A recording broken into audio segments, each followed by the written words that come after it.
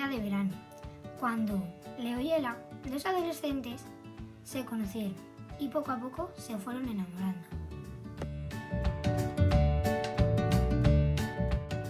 Eran una pareja normal, iban al cine, a la playa, de viaje e incluso disfrutaban en el parque. Un día, Ela llamó a sus amigas. Les propuso ir de compras para así despejarse un poco.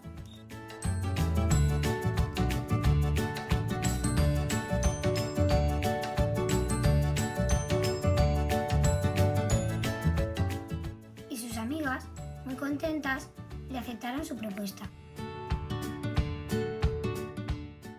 Comprarían bolsos, vestidos, zapatos.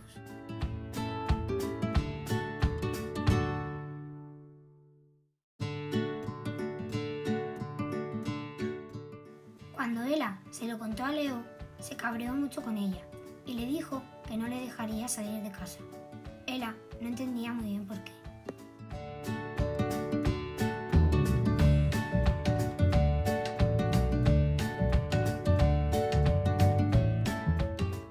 Pero Ela no entendía muy bien por qué. Entonces salió de compras con sus amigas.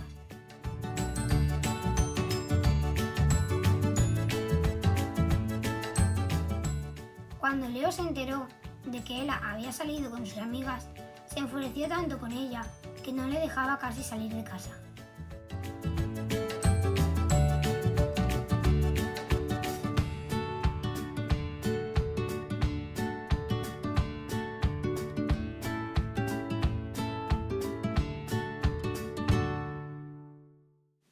Pobre Ela, su casa poco a poco se estaba convirtiendo en una cárcel.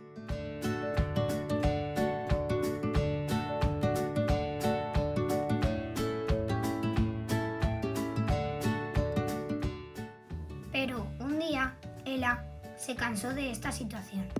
No podía consentir que alguien dirigiera su vida.